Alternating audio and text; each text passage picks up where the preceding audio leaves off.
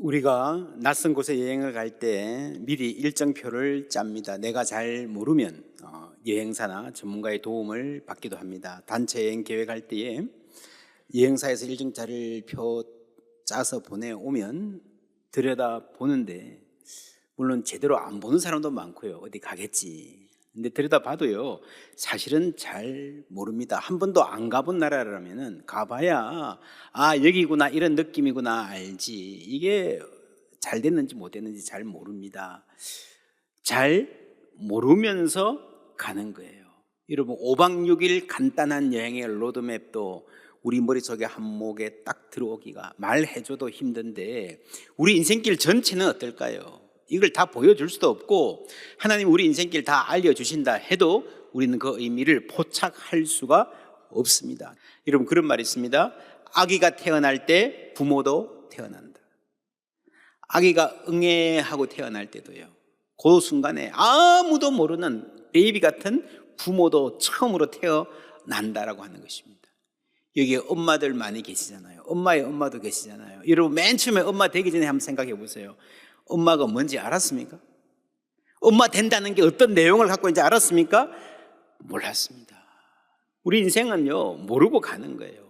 인생 경험이 많고 현직에서 잘 일하시고 은퇴하신 분들도 그렇습니다. 은퇴하면 이럴 거야 이렇게 계획해도요, 대부분 그러십니다. 막상 은퇴를 해보니까 은퇴 전에 생각하는 거하고는 너무 다르다는 거예요. 모든 게 그래요. 여러분, 결혼하는 게 그렇고 가장이 되는 게 그렇고 어른이 되는 것 자체가 그렇습니다. 이혼하신 분들도, 여러분, 그리스도인이 이혼한다 그러면 얼마나 많이 기도했겠습니까? 얼마나 많이 생각해보고 준비해봤겠습니까? 이렇게 살면 되겠구나, 이 정도 되겠구나 했는데 막상 해보면 너무 달라요. 그러는 분들 많이 계십니다. 우리가 아는 길이라고 생각하기 때문에 더 당황스러운 거예요. 제가 미국에서 시카고에서 차를 몰고 콜로라도에 간 적이 있습니다. 로키 산맥 아십니까? 이 차를 몰고 지도를 보고 가는데요, 딱 보니까 2시간이면 가게 생겼어요. 그래서 가겠다 출발했는데 5시간이 가도 끝이 안 나오는 거예요. 이게 웬일인가? 우리 시카고는요, 전부 평지거든요. 가도 그냥 플랫입니다. 그런데 이 험산 줄령을 넘어가니까 지도에서는 아주 가까운 것 같은데 너무 시간이 오래 걸리는 거예요. 속력도 못 내고요, 조심해야 되고요, 큰일 날 뻔했습니다. 그러니까 이 평지에 살던 사람의 머릿속에 있는 이 공식, 그것이 이 험산줄령, 다른 동네 가면 안 통하는 거예요. 우리가 오늘 욥기를 읽었습니다. 욥은 열심히 살았습니다. 모범적으로 살았습니다. 성공도 했습니다. 모든 사람들이 인정해요. 고민이 있으면 들고 욥에게 찾아옵니다. 대부분의 사람들을 잘 조언해 줄 수 있는 지혜가 있는 사람이었습니다. 여러분, 인생을 성실히 살아온 사람들에게는 나름의 공식이 있습니다. 나름의 감각이라는 것이 있습니다. 열심히 하면 된다. 힘들어도 이 고개만 넘어서면 할만할 거다. 아파도 조금 참으면 괜찮아질 거다. 사람들이 오해해도 진실하게 노력하면 풀릴 것이다 생각하고 살아왔는데, 어떤 순간에 이 공식이 안 통하는 거예요. 머릿속에 있는 그 공식, 내가 진리라고 생각했던 그거 하고요, 이게 현실이 너무 다를 때에 좌절합니다. 더 심각한 것은 감각, 이 사람이 몸으로 익힌 감이 있잖아요. 그게 안 통할 때입니다. 프로 운동선수들, 특히 골프나 야구 같은 종목이 그렇습니다. 중요한 경기에서 한두 번 실수를 하면요, 이게 감각이 흥크러지는 수가 있습니다. 내 감각을 신뢰할 수 없는 거예요. 가장 기본적인 동작도 어떻게 했더라 머릿속으로 자꾸 기억하려고 애쓰는데 맞는 것 같기도 하고 틀린 것 같기도 하고, 자신이 없어요. 슬럼프에 빠집니다. 오래 가는 경우도 많고요, 심한 경우에 그 길로 아주 유망하던 선수들이 회복하지 못하고 은퇴하는 경우도 많습니다. 예술가들, 영화감독들 그렇고요, 가수들, 작곡가들 그렇습니다. 요리하는 사람들도 마찬가지. 감각이 있다 생각했는데 어느 순간에 안 될 때가 있습니다. 사업도 그렇죠. 자신 있게 앞서 나가던 때, 여러분, 이 사업가가 자기의 센스가 굉장히 중요하거든요. 데이터만 갖고 여러분 결정할 수가 없습니다. 감각이 있어야 되는데, 여러분, 패기만만하던 사업가가 몇 번 실패하고 나면요, 가장 큰 위기는 내 감을 못 믿는 거예요. 어떻게 해야 될지 아무것도 한 발도 앞으로 나갈 수가 없습니다. 인간관계도 그렇습니다. 이렇게 하면 웬만큼 풀렸는데 오해만 더 쌓일 때가 있습니다. 이 모든 혼란에 근본적으로 우리 그리스도인들에게는 하나님과의 관계가 있습니다. 8절 9절 함께 읽을게요. 그런데 내가 앞으로 가도 그가 아니 계시고 뒤로 가도 보이지 아니하며 그가 왼쪽에서 일하시나 내가 만날 수 없고 그가 오른쪽으로 돌이키시나 배울 수 없구나. 하나님 어디 계세요? 하고 아무리 찾아봐도 없다는 거예요. 하나님이 계시는 것을 머리로는 아는데 내 느낌이 없다는 거예요. 예배를 드려도 그렇게 사모하던 예배가 은혜가 안 될 때가 있습니다. 메마를 때. 기도를 해도요, 어떤 사람은 그렇게 이야기합니다. 내가 기도를 하는데 내 기도가 저 천장에서 튕겨져 내려오는 것 같아요. 하나님이 계시다면 이런 일이 일어날 리가 없는데 하나님 실종신고 해야 하나? 여러분, 이거는요, 내 시야에 하나님이 안 들어온다는 말이죠. 내 머리로 이해가 안 되는 겁니다. 우리의 인식이, 여러분, 세계는 무한하고요, 우리의 인생은 그 세계를 향한 하나의 창이라고 볼 수 있죠. 세계에 하나님이 없는 게 아니고 내가 갖고 있는 이 창에 하나님이 안 들어오고 있는 겁니다. 과학자들이 그런 말을 합니다. 과학이 발달하면 발달할수록 우리 인간이 아는 것은 정말 작구나 알고 겸손하게 된다라고 하는 겁니다. 욥기 맨 마지막에 보면 그런 말을 합니다. 굉장히 우주론적인 논증을 하세요. 하나님이 내가 땅에 기초를 놓을 때에 네가 어디 있었느냐, 네가 깨달아 알았거든 말할지니라. 누가 그것의 도량법을 정하였는지, 누가 그 줄을 그것의 위에 띄웠는지 내가 아느냐. 그것의 주추는 무엇이에 세웠으며 그 모퉁이 돌을 누가 놓았느냐. 18절부터 함께 읽습니다.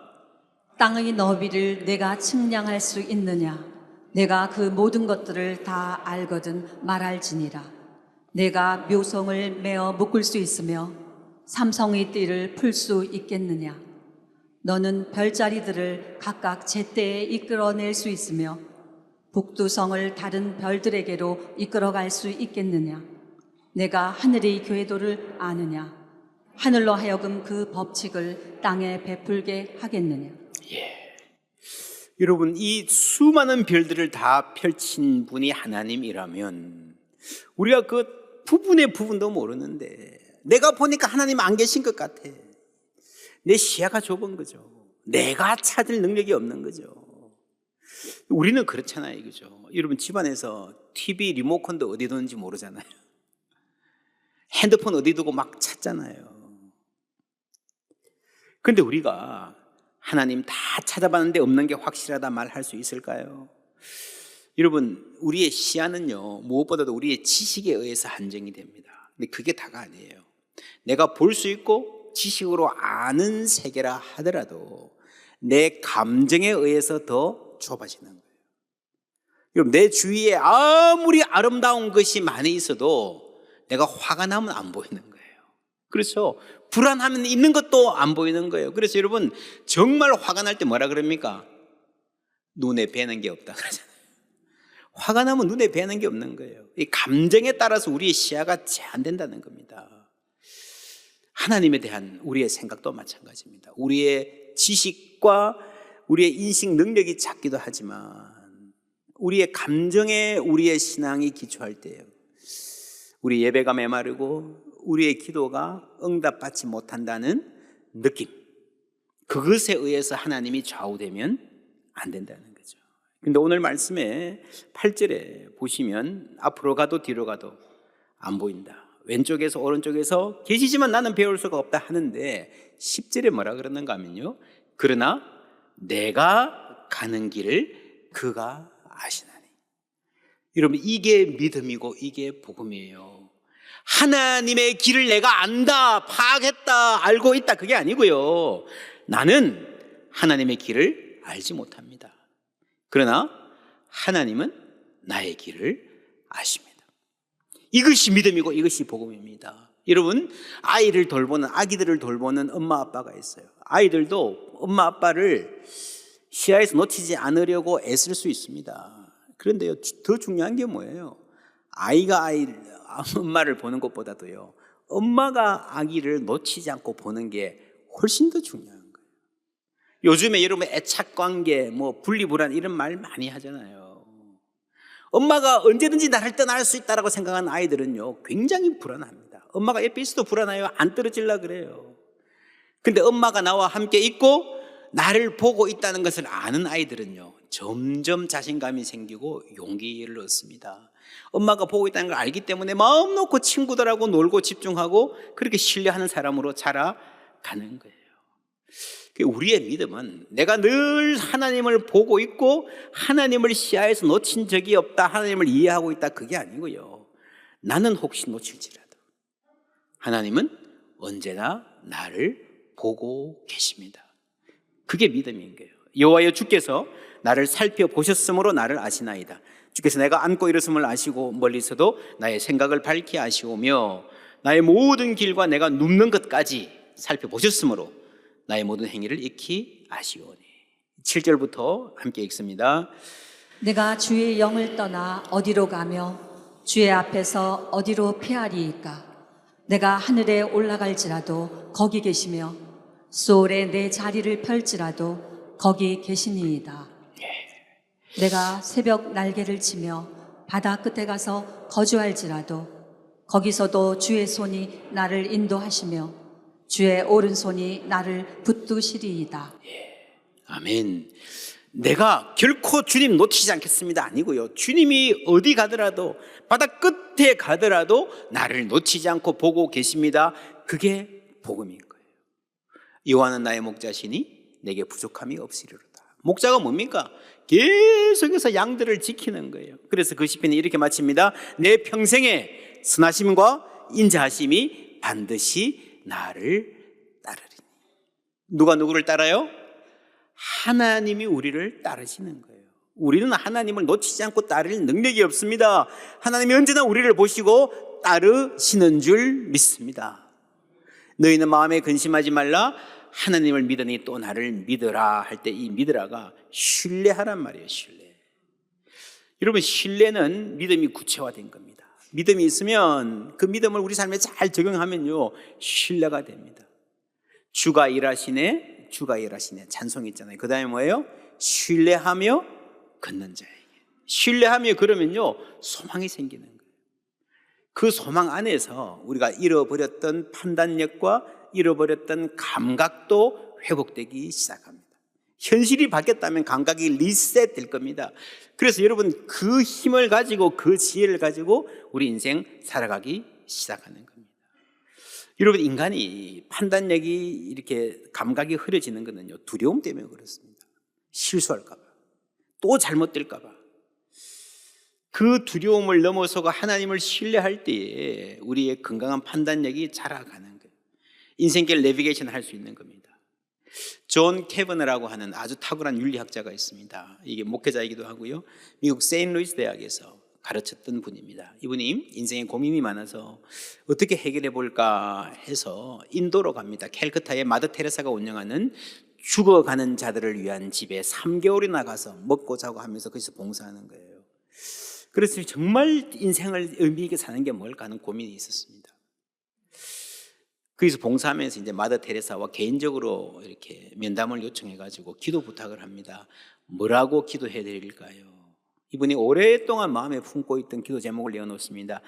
제가 확실한 답을 얻도록 기도해 주십시오. 그때 마더 테레사가 그렇게 말해요.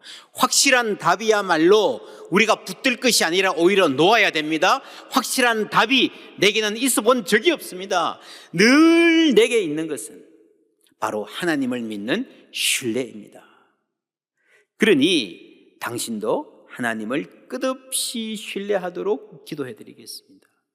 아니, 수녀님은 늘 확실한 답을 갖고 계신 것처럼 보였는데요, 아니에요. 내 인생에 확실한 답이란 있어 본 적이 없습니다. 내가 늘 갖고 싶었던 것은 신뢰입니다. 하나님이 선물로 주셨습니다. 그러니 당신도 하나님을 트러스트, 신뢰하도록 기도드리겠습니다. 저도요, 어릴 때부터 교회에서 찬송할 때 좀 싫었던 찬송이 있습니다. 뭔가 하면요, 이 눈에 아무 증거 아니 배워도 왜 하나님이 계시면 좀 증거 팍팍 보여주시고 확실하게 그냥 좀 이끌고 가시면 좋을 텐데, 생각하면요, 이 눈에 내 생각 속에 하나님을 포착할 수가 없는 거예요. 다 들어올 수 없는 거예요. 그럼에도 불구하고 믿음만은 가지고서 늘 걷는다 할 때 그 믿음이 뭔가 하면 신뢰인 거예요. 신뢰. 그게 트러스트인 겁니다. 어떻게 하면 우리가 그 신뢰를 회복할 수 있는가? 세 가지로 말씀드립니다. 첫째, 기도 혹은 불평입니다. 욥은 계속해서 하나님과 대화합니다. 그리고 하나님께 불평도 해요. 여러분, 하나님께 불평해도 될까요? 불평하지 말란 말 우리가 워낙 많이 들어가지고요. 하나님에 대하여 불평하지 마십시오. Do not complain about God. 하나님께 불평하십시오. Complain to God. 비슷한 것 같지만 엄청나게 다릅니다. 하나님에 대한 불평은요, 신뢰할 수 없다는 거예요. 하나님의 성품, 선하심과 인자하심, 우리를 사랑하신 하나님이라 그랬는데 의심이 간다는 겁니다. 그리고 더욱이 그래서 내가 하면 더 잘하겠다는 거예요. 가이드가 길을 안내하는데 아니야, 여기가 좋은 것 같아, 여기로 갈래. 하나님을 내 인생의 운전대에서 내리시라 그러고 내가 앉겠다는 거죠. 내가 하면 더 잘할 텐데 하나님 왜 이렇게 내 인생을 꼬이게 만드시는지 이해가 안 간다라는 불평이 있습니다. 그것과 달리 complain to God, 하나님께 불평하는 것이 있습니다.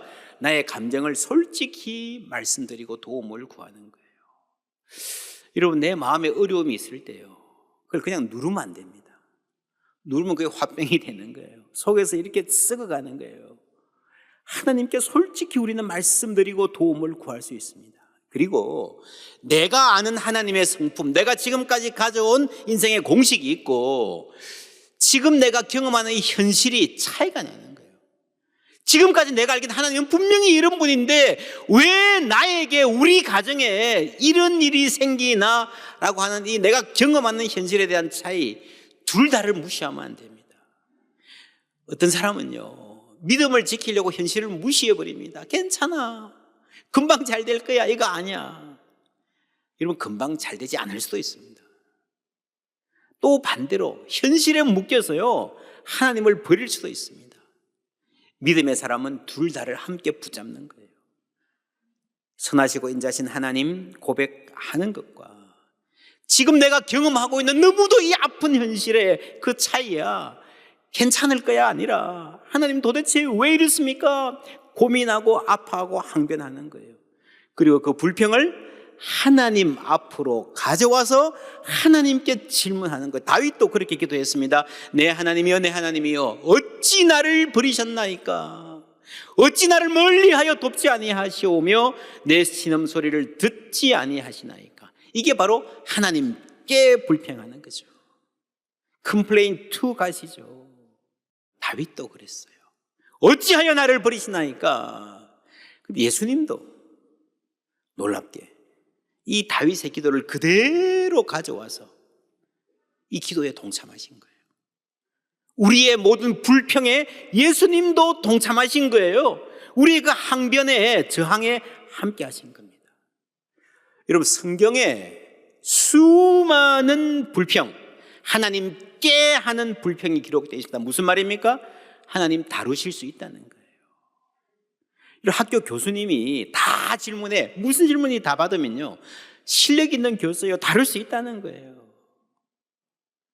성경에 이런 불평이 많이 나온다는 말은요, 하나님께서 우리의 그 아픈 마음을, 이 아픈 현실을 다루실 수 있다는 말인 줄 믿습니다.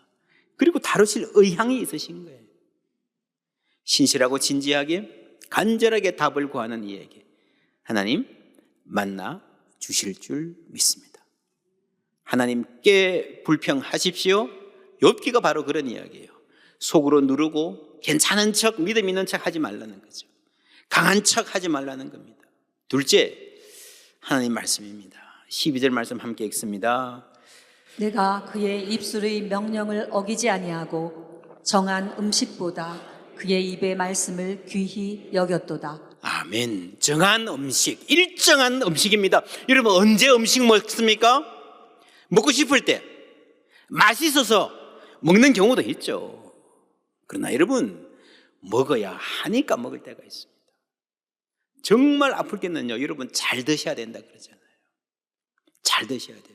일정한 음식, 무슨 말인가 하면요, 내 감정에 따라 먹고 싶을 때 먹고 싶은 거 먹는 게 아니고 먹어야 할 것을 먹는 거예요.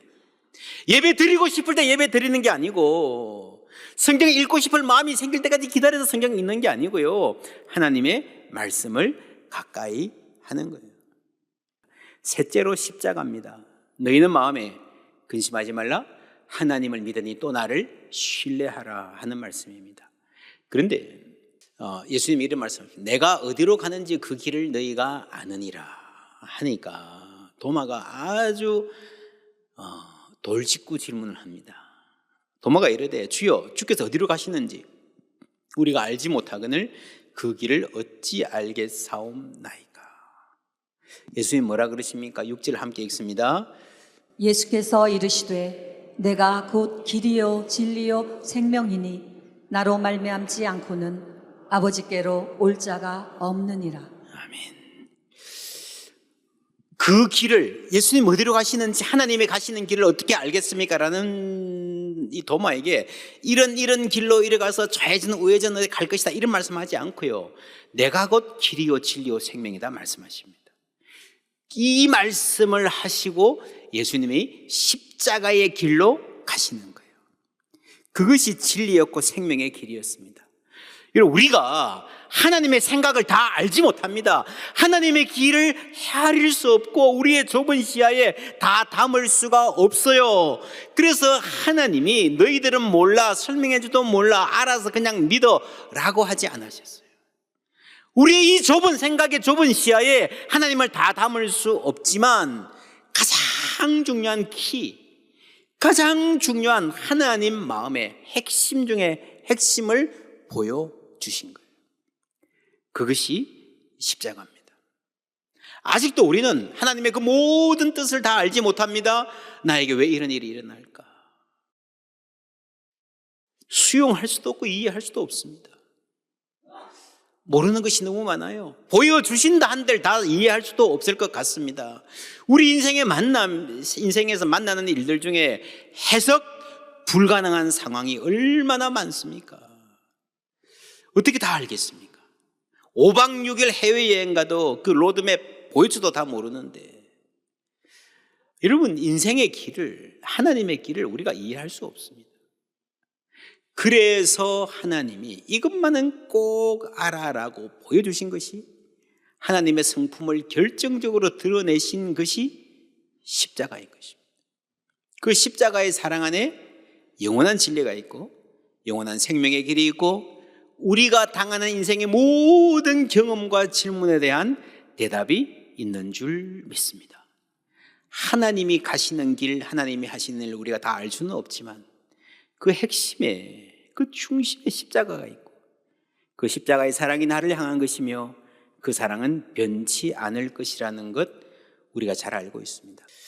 정리합니다. 첫째로는 기도 혹은 불평해도 좋습니다. 하나님에 대해서 불평하지 마시고 하나님께 불평하십시오. 성경이 권하는 바입니다. 그리고 하나님 말씀, 그 말씀의 핵심이 뭐가 있습니까? 십자가의 예수님이 있는 거예요. 그 예수님 사랑 안에서 주님의 보호를 받으며 주님 신뢰하며 전진하는 한 걸음 한 걸음 믿음의 길 가는 우리 모두 되기를 주님의 이름으로 축복합니다.